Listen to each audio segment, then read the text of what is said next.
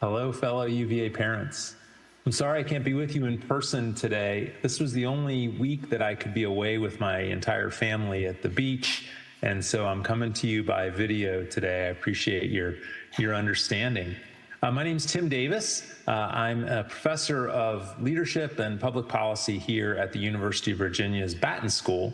And I thought I'd take a minute up front here just to tell you a little bit about me and my kind of circuitous route to being a leadership professor here at UVA. I actually started my career in corporate life. I was with the Procter & Gamble company for about 7 years as a shampoo marketer. And then a funny thing started happening when I was about 28. This started happening. And when this starts happening and you're a shampoo marketer, if you're smart, you take it as a sign that you maybe should be doing something else with your career. And so I took that sign and, in fact, had become more interested in the people side of the business for some years at that point. So I went back to school, became a psychologist, and had the delight of really studying what helps people to be the best versions of themselves, what helps them to be effective as leaders and good teammates. I went on a pretty clinical track for a while in higher ed. I was the director of the clinical mental health services at the University of Michigan and the director of the UVA Counseling Psych Services Department here at UVA for a few years before really having the delightful opportunity to come on board with the Batten School and really try to scale up our efforts to create resilient college students with classroom exercises and engagement academically. And that's what I have the opportunity to do here, the incredible opportunity to do here at the University of Virginia. So first, let me just say to all of my fellow UVA parents out there, congratulations. It takes a lot to get into the University of Virginia, and our children don't do that just on their own. It takes a lot of support and love from the people around them, from the parents, from the caretakers, from even the siblings to make this happen. And so your whole family system should be feeling good about itself. So congrats to all of you. Here's the thing and the primary message about today's session. For our students to continue to be as successful as they've been up to this point, we're all probably going to have to start to change the way that we're parenting them. Now, as many of you know who have been through this before as a parent of a college student, it takes a really different set of skills to parent a college student than it does to parent a grade school student or a high school student. And just to add a cool little twist, it appears to be getting harder. We're not exactly sure why, but college students today are becoming more stressed and more stretched and more uncomfortable than in years past. I'd like to share a little bit of mental health data that I have from my counseling center days with you just to help make that point. We know that the emotional well-being of college first-year students is at an all-time low in the 39-year history of the research by the Higher Education Research Institute at UCLA. We know that college students report in abundance, 63% specifically, report feeling overwhelming degrees of anxiety in just the past 12 months.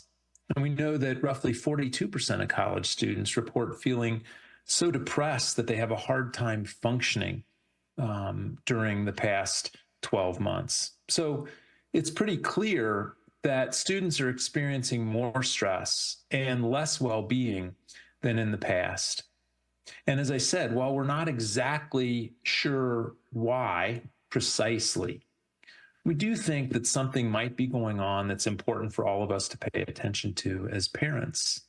And that might be that we're unintentionally contributing to some of those challenges through our own tendency to overparent. So the question is, what can we as parents do in the next 30 to 60 days until your students arrive here on grounds? And what can we do over the 4 years that they're here in order to help develop the strongest, most resilient, and the happiest young adults that we can. So we're going to talk about 4 strategies today that will help us get our heads and our hearts around that very question, starting with strategy number 1, which is to give our students permission to struggle. Now, you see, most families of UVA students are, a relatively high achieving lot. And that's wonderful. But for many students, that high achievement orientation gets internalized as a rule that I'm not allowed to struggle. But what we now know is that college students don't grow and develop themselves without struggle, without experiencing some adversity. See, adversity is a critical component for building emotional resilience. Without struggle, our students can't get stronger, or as one author puts it, they can't become anti-fragile. Nassim Taleb has written about the concept of anti-fragility, and he proposes that just about everything in the world, objects, policies, systems, organisms, can be placed into one of 3 categories. And that first category is things that are fragile. And things that are fragile, they like tranquility. In fact, they crave calm. They don't like stress, and they're harmed by disorder, volatility, uncertainty, pressure. So you think about things like glass vases and plates that break easily, ferns that turn brown when you touch them, and most electronics and machines. That's why when we drop our phones or our laptops, we gasp, right? Because we know that stress for those objects doesn't lead to good things. Now, the second category is things that we consider to be robust. Now, things that are robust, they just don't really have much of a reaction to stress and uncertainty and pressure one way or the other. They are what they are. They take their knocks, and then they continue to be what they were. So you think about things like car tires. It's really hard to do anything to a car tire. It's always going to be, for the most part, a car tire. Dandelions are robust, right? You pull them out of your lawn, they just grow back every time. The root system just goes too deep. It's hard to kill them. Golf balls, when you hit them hard enough, they go oblong for a nanosecond, then they return to that perfect sphere. You think about rocks and steel beams and things that just seem to be impervious to stress. Now, there's a lot to be said for things that are robust. I mean, who wouldn't wear it like a badge of honor to say that I am who I am? I went through an adversity, I took a lot of heat, and now I'm back to being who I was before. That's noble. There's merit in that. But the category that we're really interested in here at UVA and at the Batten School is this third category of things that are what Taleb calls anti-fragile. Things that are anti-fragile grow and get stronger from disorder and stress and volatility. Those conditions actually make them stronger. So things like bacteria, right? The harder you try to harm bacteria, the stronger the surviving bacteria become. It's called antibacterial resistance. Think about books and ideas. If you ever really want to make an idea more popular or stronger, try banning it, right? It only makes the idea more alluring and makes people more curious. The idea usually gets stronger, or the book gets more popular. Think about bones, right? We know what makes bones more dense and stronger is applying pressure and force to them. You think about immune systems, right? When we expose our immune system to trace amounts of often deactivated or dead pathogens, it makes our immune system stronger. But the thing that surprises a lot of people that goes into this third category of anti-fragile is human beings.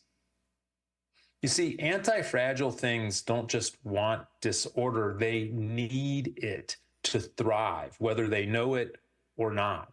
In many cases, things that are anti-fragile need stress in order to stay alive. Without stress, anti-fragile things actually suffer. They stagnate, they get weaker. The absence of stressors leads to atrophy. Now, with that, think about how much of our parenting is designed to reduce stress and minimize disorder and pressure for our students.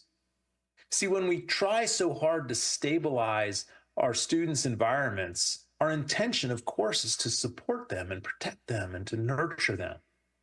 But overstabilizing their environment leads to the opposite of those good parenting intentions. And this is what I call the paradox of parenting. When we protect our kids so much, we make them vulnerable. And when we support them too much, we make them weaker. As Taleb says, there's no stability without volatility. Now, this brings up the question, if Taleb's on target, of what's an optimal amount of adversity? How many stressors is it good for us to experience in our lives in order to experience optimal mental health and emotional resilience? Well, there's actually some really cool research on that very question. Siri and her colleagues have found through a longitudinal study of people from about the age of 10 through about the age of 60 that individuals who experience what she and her colleagues call a moderate amount of stress, 6 to 12 negative life events, had the most optimal mental health and resilience outcomes of all the population studied. That means that people who experienced this 6 to 12 number of adversities had better resilience and mental health outcomes than people who experienced fewer than 6 to 12 and people who experienced more than 6 to 12. What it really says is that to be our best, we have to be uncomfortable. Now, I've done a lot of talks and do a lot of talks for public and private sector organizations. And this is one of the messages that I really try to emphasize, that adversity is what forges greatness. Struggle is what produces strength and confidence as leaders.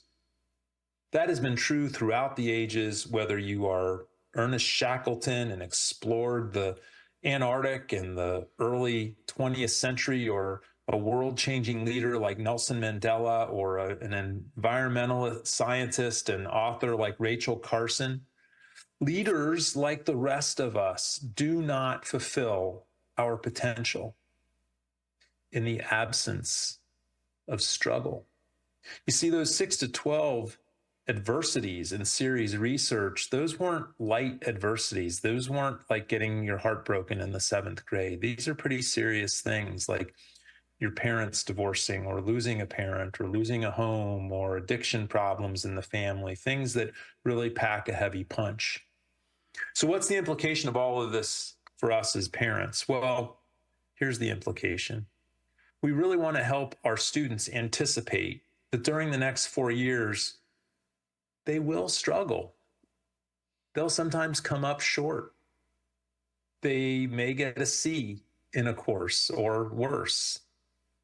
If they run for office, they'll lose public elections at UVA. And that all of that is okay. In fact, it's actually essential to them getting stronger, more self-sufficient, and building their emotional resilience. Strategy number 2. Carol Dweck, in her amazing book, Mindset, The New Psychology of Success, has studied 2 broad mindsets to which we all subscribe to one degree or another. One is fixed mindset, and a fixed mindset is one in which we grow up believing that IQ and most other capabilities are innate and limited. And it's genetics that really drives the development of our talents and our abilities. Now, on the other side of the spectrum is something called a growth mindset. And a growth mindset is one in which we believe that IQ and most other capabilities are actually malleable. And it's not genetics that drives their development. It's effort and persistence and hard work that drives the development of our talents and our abilities. Now, Carol Dweck in her research has shown that a growth mindset, as opposed to a fixed mindset, is associated with many powerful positive life outcomes, including enhanced resilience, lower levels of anxiety and depression, more life satisfaction, and more confidence. And who wouldn't want all of those things for our students? Now, Dweck's research has also shown that a growth mindset can be taught. Now, if that's true, we should be asking ourselves the question, how do we teach it to our students? Well, there's a couple of ways I want you to think about doing that. One is teaching your students about the power of neuroplasticity. You see, we used to think that the human brain was a finished product, that by the time that people got to be about the age of 20, our brain was mostly done developing. But what we now know is that the brain is continually changing and adapting throughout the lifespan, always making changes on our behalf when we want to learn something new or grow in some way. That's called neuroplasticity. And you see up on that graphic, all those little orange glows represent connections between two brain cells. We think we've got about 100 billion brain cells in our head. And when we try to learn something new or develop a new competence, neurons connect, right? That's kind of how the brain holds new information. But when we're done practicing or thinking about a new idea or a new competence, those connections go away. But here's what happens when we practice them, when we come back to them, when we apply them in new ways and in new situations over and over and over again, right? Those orange connections, they become permanent new fixtures in the human brain. That's called long-term potentiation. And we now know that that is in fact how we get smarter with time throughout the lifespan, and certainly well beyond the age of 20 or 22. Now, there is a catch. To really benefit from neuroplasticity, you have to do things that are difficult for you. You have to be willing to do things that stretch you and take you beyond your current skill sets. What I'm very often saying to students is, you only get smarter by doing things that make you feel dumber. For neuroplasticity to really benefit you, you have to demonstrate an almost preference for complex and difficult work, stuff that feels uncomfortable. You see, the human brain it's kind of like a muscle, and weightlifters know that in order to build muscle tissue, right, you have to lift so much weight that it actually traumatizes the muscle fibers. It actually opens up cuts in the muscle fibers. And the human body's ability to repair those tears in the muscle fibers is the very process that builds muscle tissue, that makes us stronger. To build up more muscle tissue than you've ever had before, you have to lift more weight than you've ever lifted before. You have to make yourself more uncomfortable than you've been before. And it appears the human brain isn't very different in that regard. Now, another way that you can help shift your kids to a growth mindset is to learn how to praise them effectively. So how do we praise effectively? Well, we focus on praising behaviors, not traits. As parents, we want to put our praise effort into things that are more behavioral, right? So we want to praise things like effort and persistence when we see it, and problem-solving strategies and creativity, right? We want to avoid praising things that are more like traits. So we want to avoid praising things like, goodness forbid, giftedness or intelligence or talent or ability. Those things that just sound like you either have them or you don't. Now, to convey the importance of thinking about how we praise our students, I want to tell you about a very scientific study conducted by Carol Dweck and her colleagues out at Stanford University. Now, this was a randomized study of 400 students who were all given the same series of tests of cognitive performance. Here's where it gets interesting. Following the first and easiest of this series of tests, half the students were praised for their good work, by saying, you must have worked hard. And half the students were praised for their success on these early easy tests by saying, you must be smart. That's the only difference in this randomized study. Here's what they found. The group of students who were praised for working hard were 3 times more likely to want to engage in subsequent tests that were more difficult than the one they had just taken. In fact, 92% of the students who were praised for working hard wanted to do more difficult things. Only 33% of the students who were praised for being smart wanted to do more difficult things. Secondly, when all of the students were retested using a test that was the same level of difficulty as that first easy test that they took, the group that was praised for working hard increased their performance on essentially the same test by 30%.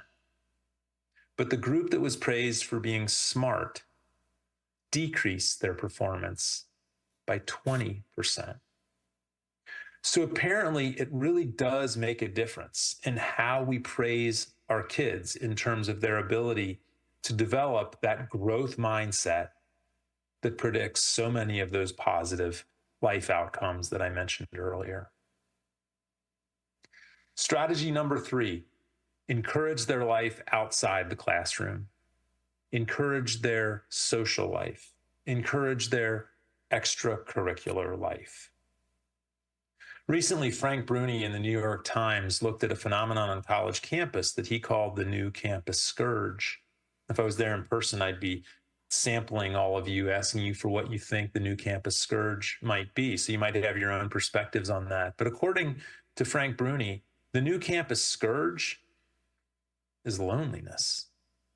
Bruni reported on a survey of nearly 28,000 students on 51 college campuses in the United States, conducted by the American College Health Association, and found that more than 60% of our college student respondents said that they had felt, quote, very lonely, close quote, in the previous 12 months.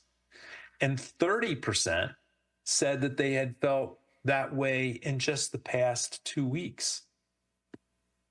The thing that's kind of amazing about that is that this is the most social time in a college student's life. They walk to class together, they eat together, they live together, they study together. And yet we have a near epidemic of loneliness in these very social college settings. So we know now that feeling connected to the people around us is just absolutely critical for our well-being, right? It's why we really have to look at how do we help students to build stronger connections with one another while they're in college. In fact, we know that relationship support and the experience of social belonging on college campuses predicts 2 things that I'm pretty sure are of interest to all of us as parents. Those conditions promote happiness and predict good grades. So life outside the classroom is where we get those connections made socially, right? That help them to feel their best and do their best work. And life outside the classroom is also where the skills and the competencies get developed that matter most to a healthy, happy, successful life after college. Now, if you're not convinced yet, I want to share with you what employers tell us at the University of Virginia that they are most looking for in 4th year UVA student college resumes. There they are. Take a look. But let me do a little bit of sorting here for a second. The ones that just popped in orange, right? What would you say those have in common? Just look them over. Some of you might be thinking, oh, well, they're EQ, emotional competency, social competency variables, or non-cognitive variables, pick your term. Some people might call them soft skills. Well, let me tell you, there's nothing soft about these skills. These are the hardcore requirements for success after college.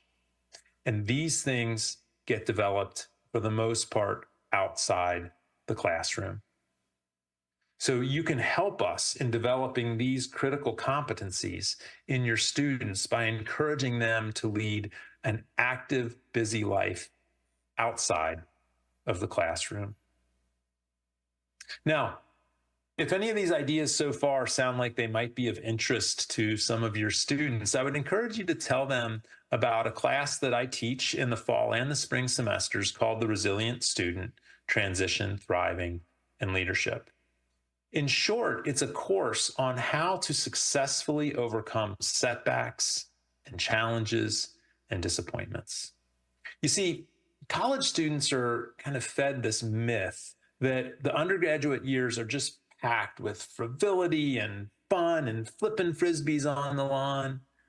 And while there's certainly, thankfully, some truth in that, college is really an extended in-between phase when students are kind of sandwiched between what doesn't work or what doesn't fit for them so well at home anymore and what hasn't quite yet formed for them in their adult life. College is more often an uncomfortable and demanding time emotionally. So LPPL 2100, the Resilient Student, is designed to help them establish 12 scientifically supported competencies of resilience, skills that help them bounce back from setbacks and disappointments and support the development of their emotional resilience and well-being. So we work on things like developing a growth mindset, which we just mentioned, strengthening optimism and gratitude mindsets. We talk about how to help them form new relationships with people they don't know very well and how to form stronger relationships with people that are already in their life. We talk about the power of mindfulness and help them to develop mindful-based practices. We help them to look at their self-concept. What do they believe about themselves? What's accurate and what's toxic? And to kind of rebuild a self-understanding that gives them the best chance of being a confident, successful adult. So the centerpiece of the class is a project in which they do something for 10 weeks that makes them uncomfortable, that they consider to be difficult and hard. And then they reflect on what that's teaching them about themselves. Most importantly, our students in their course evaluations almost invariably tell us that the most valuable part of the course for them is the time they spend in small communities as part of the course, in groups of 15 students for 75 minutes a week, where they go deeper with the content and they really form the kind of connections and relationships and friendships that go with them long after the class is over. So if you want access to that flyer, you can grab one in the lobby, or you can shoot this QR code if that's more your thing and share it with your student. Would love to see them in the class this fall or in the future. Just know that your students can register for up to 12 credits while they're here on grounds for this visit. And then they can register for more than 12 credits starting on August 5th. So if they register this week, that's great. Would love to see them in it, and they'll be sure to get a seat that way. But if they don't register for the class this week, they could add it starting on August 5th. Back to our strategies. Anybody remember the song Hold On Loosely, 38 Special? If you do, then you're at least as old as I am. Congratulations. Listen, don't assume that your students are ready to become the CEOs of their lives. They're still going to need you during these upcoming college years. They'll need you to help them navigate the many challenges of college life and young adulthood.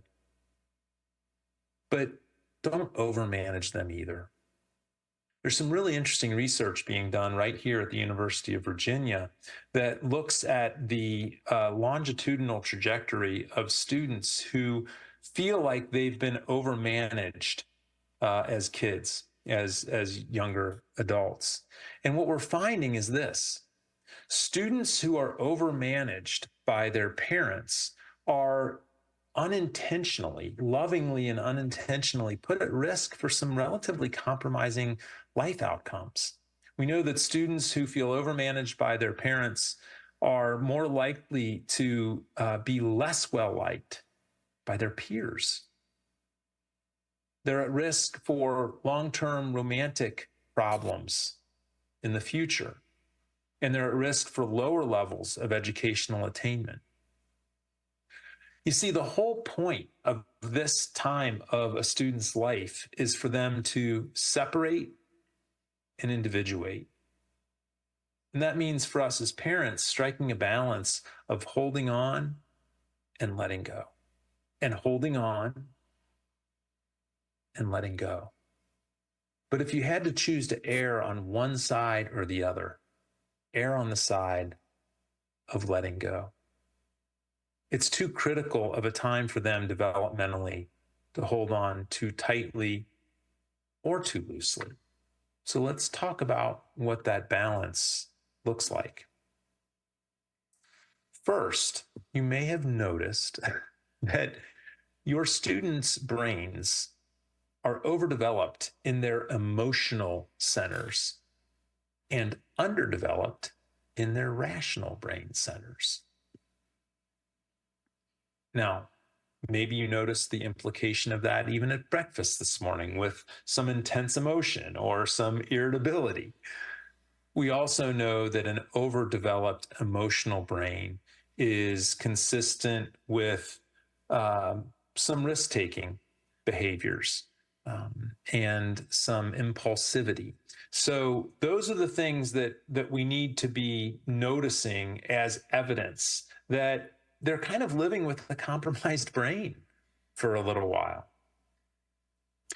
What's that mean for us? Well, it means that at times they will still need you to help coach them a little bit, to provide some of that sage advice. Those things actually help a college student brain to develop more connections in the prefrontal cortex and help it to catch up with the overdeveloped emotional brain center. But we only want to be doing that when they're asking us. You see, when we do too much of that, right, we actually get in the way of them forming those same connections, that they have to be experimenting with their independence and their own problem solving and their own ideas for how to get through difficult times. So that's the holding on part. You know, some coaching, some light advising when they ask for it, that's not going to harm anything. It might even do some good. But what about the loosely part? The loosely part might be where some well-intentioned and loving parents among us are unintentionally making it harder for their children to develop resilience. Loosely is hard. And it might help to acknowledge that this whole transition right now is bittersweet. You might remember that song from Big Head Todd and the Monsters in the early 90s. As the song goes, it's a bittersweet surrender. I encourage you to play that song as you drive home from this orientation. It'll probably make you cry, and that would be okay. Sadness and anxiety and grief are normal at this time of life in the development of us as parents. But please just do your best not to confuse your need to take care of them with your anxiety and your own grief process. Give them space to struggle. That means managing the frequency of your contact with them. And unless they are truly in a crisis, right, daily contact is too much. And yes, texting counts. Now, this is the point in the talk a couple of years ago where I audibly heard a woman in the audience down there front row on my left do this. Oh, I guess I shouldn't have bought the second house in Charlottesville. And I immediately didn't know whether to love her for being so transparent and authentic or to resent her for being able to afford a second house in Charlottesville. Next, don't do anything for them that they can do for themselves. It's time to stop taking care of them. And it's time to start only being a good listener and offering infrequent advice, and only when they ask for it. Otherwise, you will be unintentionally depriving them of the neurological processes that will help make them more resilient, more independent, more successful, and more anti-fragile. Loosely is how we get those connections formed. So, in summary, if you can give them permission to struggle, help them to see the value in discomfort in the coming years. Help them to nurture a growth mindset. Strongly encourage their extracurricular and their social life outside the classroom. And hold on, but hold on loosely.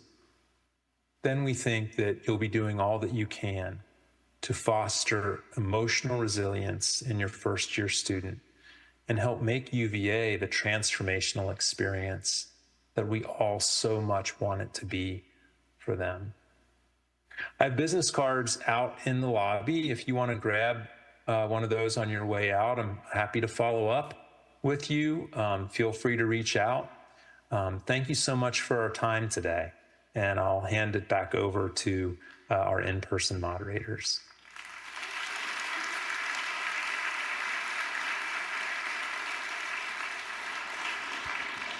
Okay, isn't that guy great? He is a personal friend of mine as well, and I'm lucky enough to count him that way. Tab, though, has overestimated my responsibility. She said I also taught the course. Then when he was describing the 12 to 15 size community, that was the group that I oversaw, was one of those. And I did that a few different times.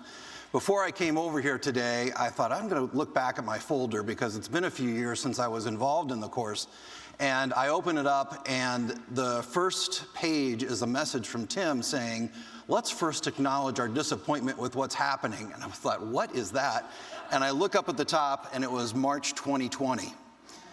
We were all in the midst of trying to be resilient, and here we are in COVID.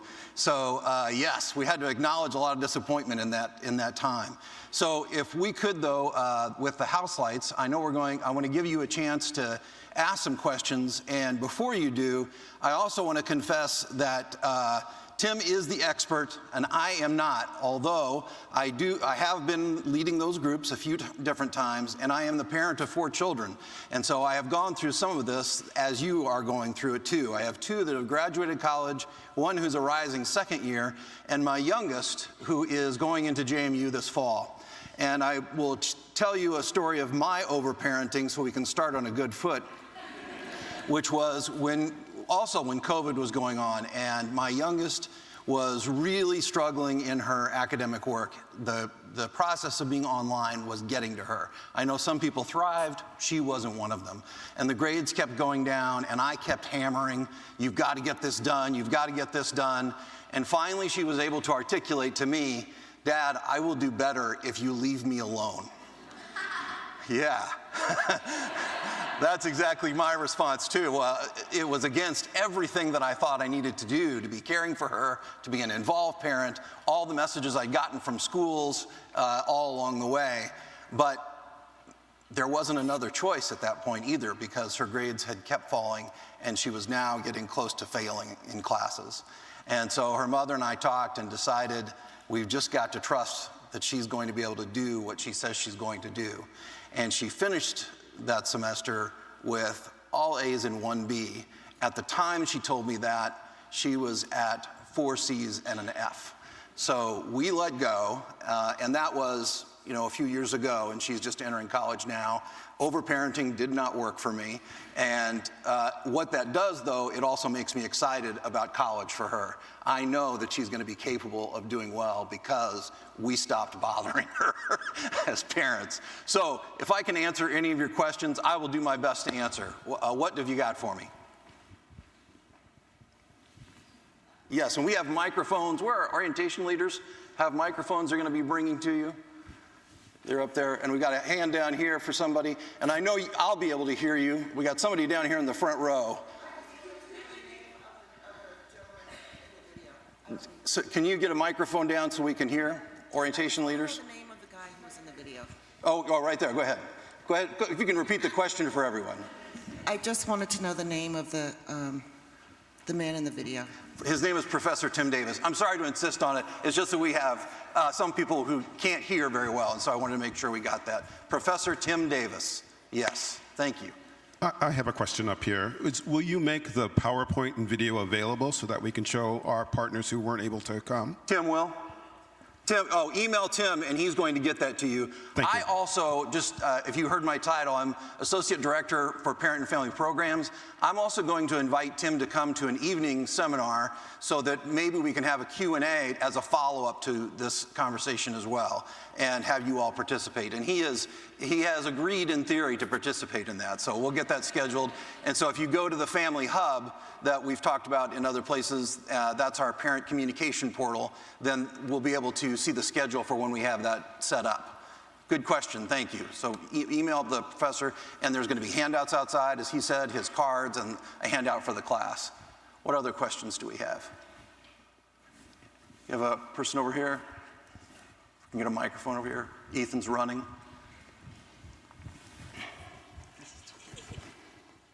And if you can raise your hand for the next microphone, that's also helpful. Yeah. Hi, does that class fulfill any requirements for graduation? Does it fulfill requirements for I think it would for Baton, but it will depend upon your major. Of course, it's a credit-bearing class, and so it can always fill an elective. But in terms of your major, of course, it'll depend on what your major is. Yes, sir. Did they make a pitch for this class to the kids earlier today? I don't think that they have. Nope. Tab's shaking her head. I thought it was no. odd that he told us to go tell our kid to take it. That's right. So this is the part of, yeah. It is an irony, isn't it? That's what. I'm going to give Tim Davis a hassle about that. Yeah. Yeah, Tim, you told them to stop bothering them, and then you tell them, but in this one instance for me, you should bother them. Love it. I love it. That's great. That's great.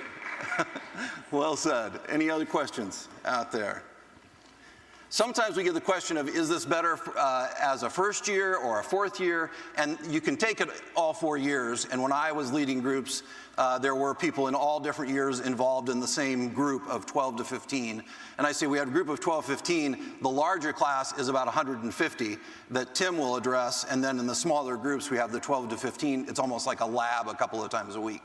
And so, so you can take it at any time. He recommends that the first year is the best, but you can take it any time and get a lot out of it.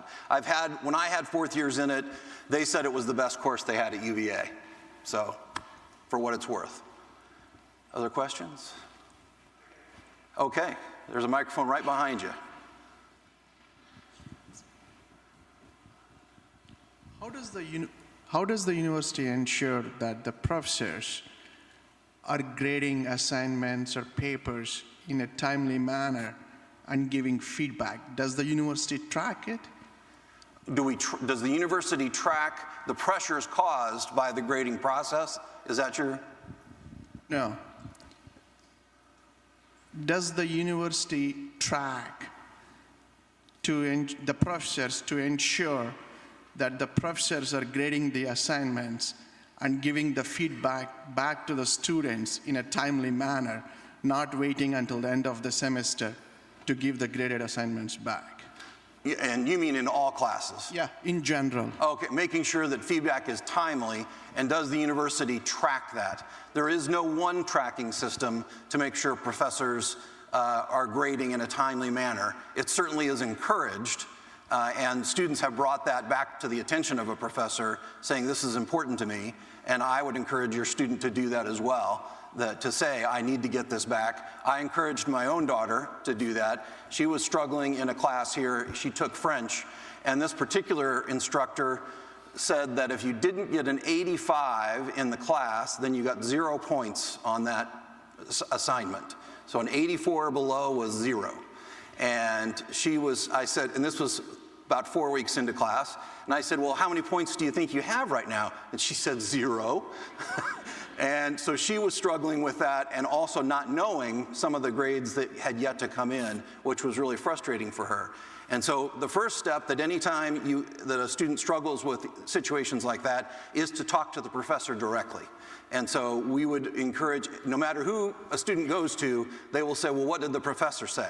And so a student will need to go to the professor and say, I'm having a hard time with, in this case for my daughter, it was the grading system, but also with not getting my papers back in a timely way so that I can plan my semester appropriately and so I can put in the appropriate amount of effort. And the professor was responsive to some of that and not as responsive in a way that my daughter was comfortable with. And I said, the next step is to go to the chair. So she did go to the chair, and there was some action taken to remedy this situation. So there's always a process for that, but not necessarily a tracking. I wouldn't say that. Does that answer your question? Okay. What else? Any other questions out there? Here's your microphone. Hi, I'm the mother also of 2 rising second years, and they both took a calculus section last year. One was taught in a growth mindset, and one was not. And I was curious, is that something the university is experimenting with in different classes, or was that particular part of like an ed school study or something? Oh, I don't know. That's news to me. One class, that would be an interesting study, but no, I have not heard about that. If that's what's happening, that's news to me. Have you heard anything about that? No? None of my support staff back here know either. Okay. Well, I guess that we're going to wrap it up. I really appreciate being able to spend time with you today, and I will pass along all of your laughter and applause to Professor Davis, and a little bit of criticism. He needs some growth. That's fair. Hey, he needs to grow, right? Thank you all. Nice job.